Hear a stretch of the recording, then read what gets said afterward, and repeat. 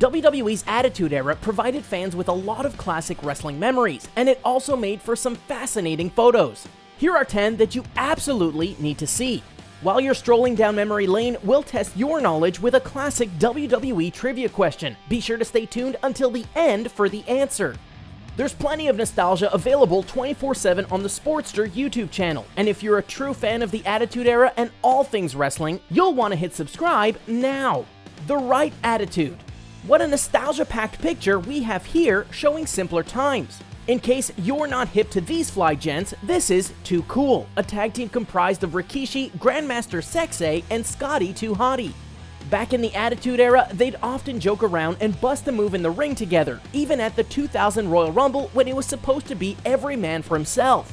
This particular photo also features Joe C., the rapper, hype man, and comic relief for Kid Rock back in his early days. You know, before all that country stuff.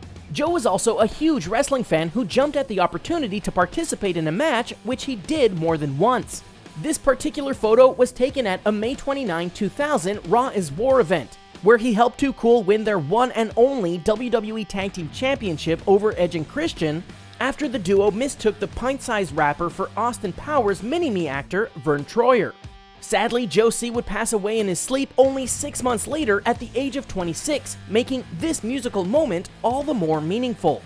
Two Dogs. When Snoop Dogg was inducted into the WWE Hall of Fame in 2016, many fans questioned the decision, as Snoop wasn't a wrestler by any stretch of the imagination.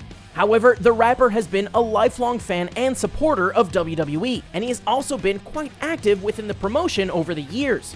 Most recently, Snoop helped out his cousin, Sasha Banks, by playing her theme music while she walked to the ring at WrestleMania 32, and also helped develop her in-ring persona when she first started wrestling. Snoop also appeared in the ring to support Hulk Hogan prior to WrestleMania 31, he was on an episode of Raw in 2009, and he was the master of ceremonies for a Diva match at WrestleMania 24 the year before that, among other cameos. Even before this, he would routinely stop by various wrestling events whenever he found himself nearby. This snapshot dates all the way back to the Attitude Era and features the rapper and wrestler Road Dogg, yeah, no relation, who had his most successful run in the WWE at this time. It also goes to show that Snoop has been around the promotion a lot longer than people give him credit for. BFFs. One of Trish Stratus' most memorable storylines from the Attitude Era involved her cavorting around with Vince McMahon behind the back of his wife, Linda, while she was supposedly comatose and institutionalized after a mental breakdown.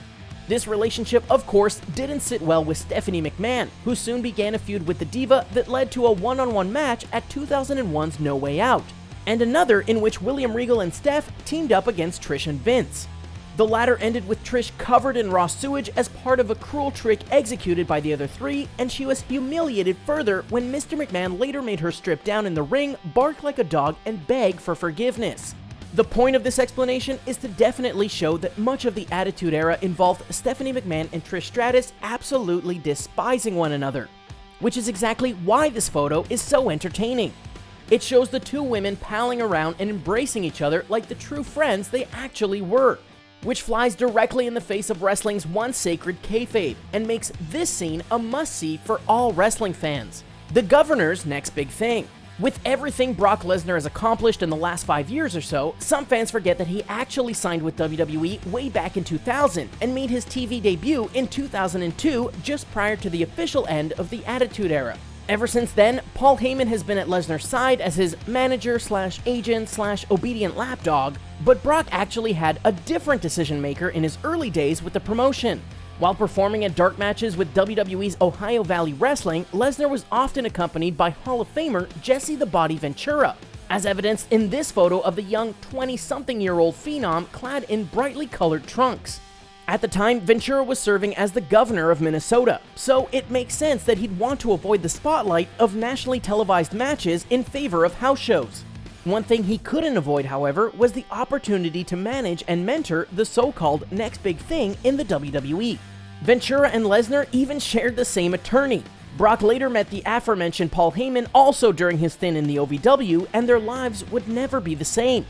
The pronunciation of the wrestler's name would never be the same either. Brock Lesnar! Walking Tall.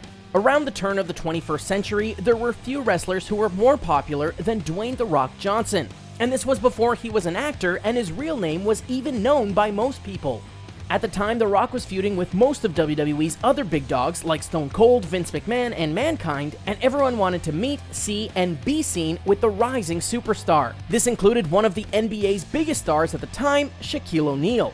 Shaq was on top of both his game and the world in the late 90s and early 2000s.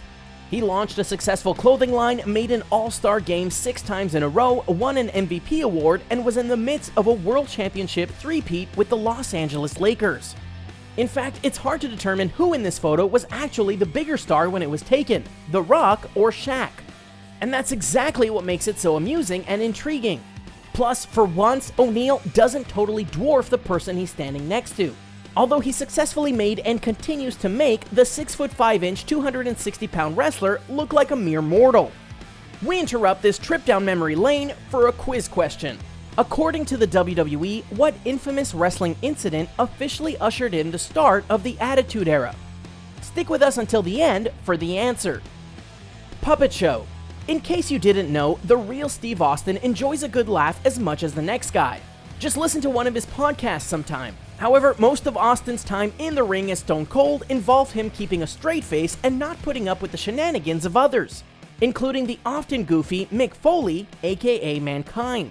This was especially true because Mankind was constantly thwarting Austin's attempts at nabbing the WWE Championship, which occurred numerous times throughout the Attitude Era and even involved the duo squaring off in the squared circle a few times.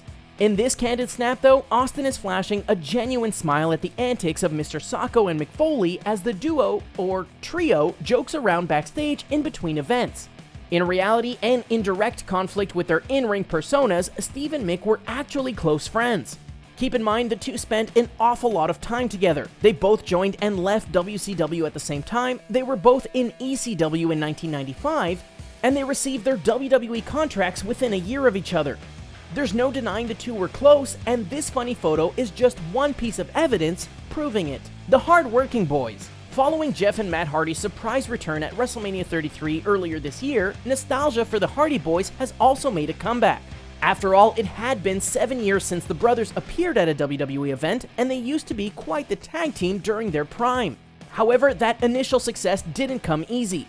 Matt and Jeff spent 4 long years with the promotion as jobbers, constantly losing match after match before getting an official contract in 1998 during the height of the Attitude Era.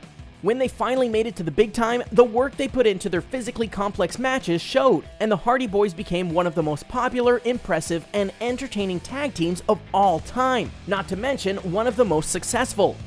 As this photo shows, in addition to his in-ring performance, Matt Hardy also put work into making or altering his own costume at times. In wrestling, fans will always remember the big picture and the major storylines, but the smartest and most skilled competitors know that it all comes down to the details. That's how the Hardy Boys first found fame, and that's what helped them recently return to the WWE and win their 7th Tag Team Championship. Boys just want to have fun. When it comes to candid wrestling photos, they can be scandalous, revealing, enlightening, nostalgic, or just plain fun. This one definitely fits in the last category. After all, fans are used to seeing their favorite wrestlers in feuds where they exchange insults, punches, steel chairs, and a whole lot of other actions that wouldn't be deemed friendly by any standard, especially during the Attitude Era. They're not used to seeing them, say, riding a roller coaster together while smiling and screaming like a bunch of little kids. Yet that's exactly what we see in this candid snap, which features wrestlers like Mick Foley, the Hardy Boys, Edge, Al Snow, and Scotty 2 Hotty enjoying some downtime at a theme park. This serves as a reminder that not only is wrestling just kayfabe and that most of the athletes are friends in real life, but also that the wrestlers are people just like you and me, and they like to cut loose and have fun. Speaking of which, imagine being one of the lucky people who got to stand in line behind these guys while they waited to get on the ride. Any idea which one this is? Well, let us know in the comments. The invasion begins. Technically, this photo was actually taken before the Attitude Era began, but it was without a doubt one of the first seeds that eventually blossomed into the next generation of WWE. You see, ECW was founded in 1992, but it didn't come to the attention of Vince McMahon until King of the Ring 1995. when fans began to chant the promotion's name to express their displeasure with WWE's comparably boring product. In response, Vince secretly invited ECW members Paul Heyman, Tommy Dreamer, The Sandman, and Taz to 1996's In Your House 10, where they threw beers on the wrestlers, attempted to interfere with the matches, and created a general ruckus from their ringside seats. It was a hit, and the guys were invited back the next night on Raw for another dose of so-called reality, including Taz displaying a sign that read, "Sabu fears Taz, ECW." The relationship between the distinguished WWE and the hardcore ECW continued to grow, and the more the rivalry popped, the more Vince realized that he'd need to pursue edgier entertainment in order to please his audience. It wasn't just the beginning of a business relationship that would eventually lead to WWE acquiring ECW, it was the beginning of a whole new era. Parlor tricks. Remember how scary The Undertaker used to be? When most of us were kids, Taker was realistically evil, believably undead, and it was certainly convincing enough when he locked someone in a casket. We can still vividly recall when the Ultimate Warrior was on the receiving end of this terrifying fate in the old Paul Bearer's funeral parlor segment, and it gave us nightmares for weeks. And that was just the beginning of this gimmick. Seeing this photo now is like having the curtain suddenly pulled back in Oz to reveal a big farce, except in this case it's a lot funnier and infinitely more awesome. After all, Vince McMahon was not one to be caught exposing kayfabe, which makes us wonder how he ever decided to allow this hilarious candid shot in the first place.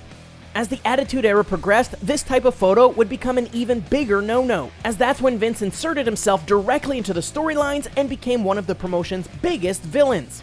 Here he's sporting a genuine behind-the-scenes smile, but for the rest of the era, his grin would be more of an evil smirk, the likes of which would strike hate into the hearts of wrestling fans around the world. Although the foundation had already been laid, the WWE has stated that the infamous Montreal Screwjob at the 1997 Survivor Series was the official start of the Attitude Era. Then again, maybe that's just Mr. McMahon once again thinking that the whole world revolves around him. Did we miss any of your favorite photos from the Attitude Era? Let us know in the comments below, and be sure to like and share this video. Want more wrestling action? Well, subscribe to the Sportster on YouTube. See ya!